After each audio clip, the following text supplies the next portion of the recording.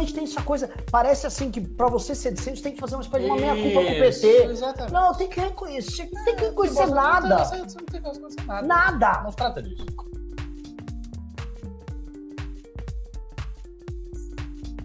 Mas a gente vai falar hoje tudo sobre campanha Danilo. Danilo vem candidato, Danilo não vem candidato, né?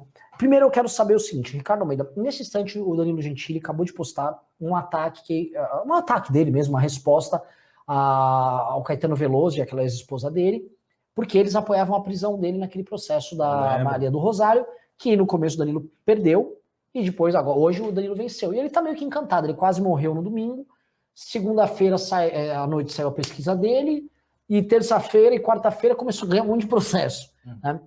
Pergunto a você, Ricardo Almeida, esse Danilo que arruma briga com o Arthur Lira e com o governo Bolsonaro, e que arruma briga com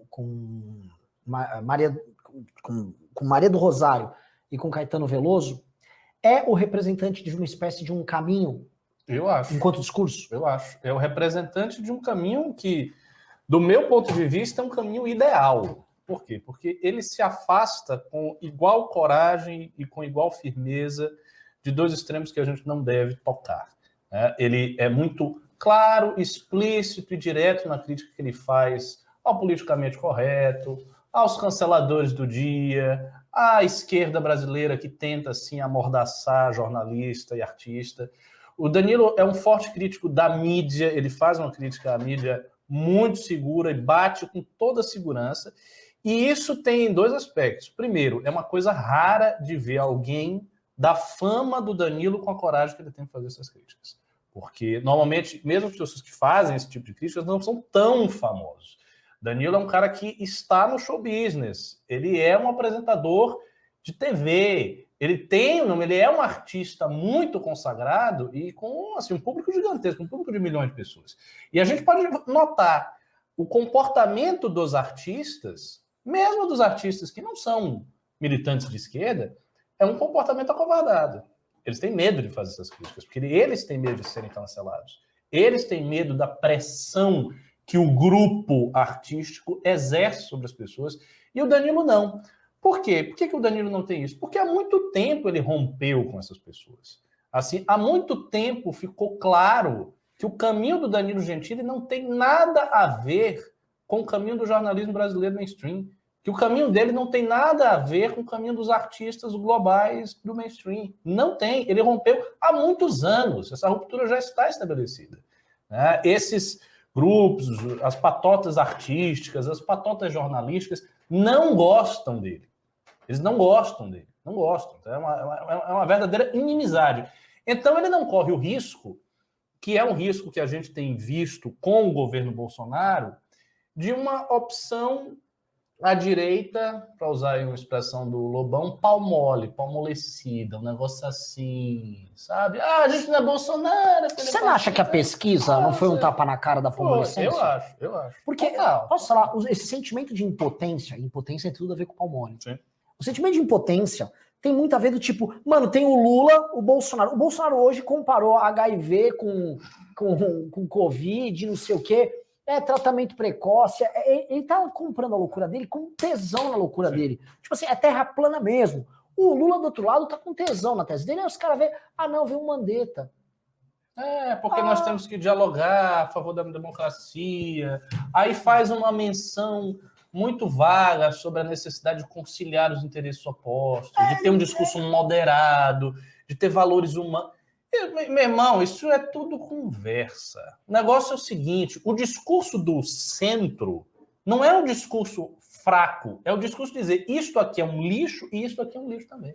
Isso aqui tem isso de problema, motivo pelo qual a gente enfrentou. Quer dizer, o PT foi enfrentado por toda a direita, não só por Bolsonaro. Aliás, como você bem disse no último programa, Bolsonaro fez pouca coisa no impeachment. Ele não fez muita coisa. O enfrentamento que houve com o PT por conta dos escândalos de corrupção, do projeto ideológico petista, das alianças históricas com governos de esquerda, do tipo do governo da Venezuela, que tem até hoje. Recentemente o Lula tornou a reiterar, ele diz lá, na Venezuela há democracia, ou seja, ele nunca abriu a boca para dizer que há um problema em matéria de democracia na Venezuela, nunca. Ah, o PT fez a mesma coisa no Brasil? Não fez. Mas na Venezuela tem problema sim. E ele nunca abriu a boca. Então, assim, contra esse discurso, contra esse conjunto de problemas, a direita se ergueu contra isso. E se fez neste processo. Então, não cabe agora abandonar isso aí. E o Danilo não é um cara que abandonaria jamais essa perspectiva. Então, para mim, isso é uma grande virtude que ele tem. Ele está rompido com esse show business, ele está rompido com a esquerda, ele não gosta da esquerda, a esquerda não gosta dele, ele está ótimo nessa posição. Por outro lado, ele também não tem nada a ver com os bolsonaristas. Danilo é uma das figuras mais atacadas, junto com o MBL, com algumas figuras chaves aí da direita, como sendo o grande traidor de Bolsonaro. Ele é atacado por isso. Sim. Então, ele bate com muita firmeza nos dois lados, e ele pode fazer isso. E, assim, é muito importante também que a gente pense o seguinte, bater no PT e bater em Bolsonaro não é sinal de radicalismo. A ideia de que para você ser moderado é preciso falar bem do PT, ou pelo menos reduzir o impacto das suas críticas, não tem nada a ver. O problema do Bolsonaro não é que ele bateu muito no PT durante o governo dele. O problema do Bolsonaro não é que ele fez uma campanha que ele era muito crítico e muito hostil às esquerdas. Não foi esse o problema.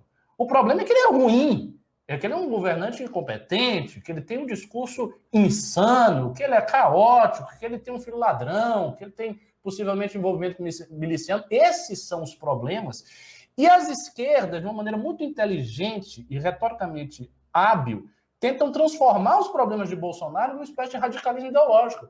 Ah, não, o problema dele é que ele é muito radical. Né? Ele é muito radical, um conservador muito radical, um liberal muito radical, um darwinista social muito radical, como eu já vi alguns esquerdistas dizerem que o Bolsonaro é.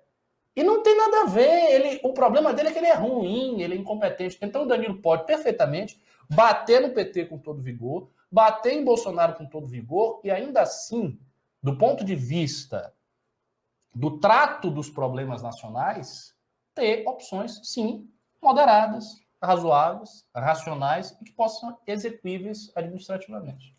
Esse é o desafio. O problema é o seguinte, o pessoal que está aqui fala, pessoal, vocês estão, o Danilo, a gente está sendo uma aventura Bolsonaro, vocês estão falando para colocar a gente na primeira coisa. Ninguém aqui endossou automaticamente a pré-candidatura do Danilo, nem sei se ele já endossou. A gente está falando do horizonte, Danilo, porque a pesquisa que nós encomendamos, e sim, nós encomendamos uma pesquisa, a pesquisa colocou ele empatado com o Dória, com o Mandetta, com o Ciro, com o Huck, e na frente, um ponto à frente do Amoedo. Esse é o resultado da pesquisa, a pesquisa que coloca o Lula em primeiro. Ah, mas é uma pesquisa do IBGE. Não, nós contamos um instituto de pesquisa sério. É quem faz as pesquisas, por exemplo, para o Data Poder, que é uma pesquisa séria. Não é que a gente criou a pesquisa. A pesquisa está lá. Foi contratado um instituto de pesquisa. O resultado, que bota um Danilo, que assim, ninguém sabe que o Danilo é presidente. Só um pessoal no Twitter que inventou uma brincadeira, mas isso é uma coisa pequena. Isso não dá 1% da população. Ele ter figurado com 4%, com o mesmo tamanho do governador de São Paulo, que é um agente político debatido diariamente em todo o país, com o mesmo tamanho que o Luciano Huck, que vem há alguns anos fazendo praticamente uma pré-campanha. Ele é um dos artífices do Renova BR, que é um movimento de formação de novos políticos. Você colocar ele no mesmo tamanho dos caras é um banho de água fria nos caras, e é uma demonstração disso que o Ricardo falou, que é o seguinte, o discurso de centro não é um discurso broxado. É broxado o papo desses caras. E realmente tem essa coisa, parece assim que para você ser de centro, você tem que fazer uma espécie de uma meia-culpa com o PT. Exatamente. Não, tem que reconhecer, não tem que reconhecer nada. Você não tem que reconhecer nada. Nada. Não se trata disso. Porque, como o Ricardo falou, o Lula dobrou a aposta, tá lá defendendo a Venezuela.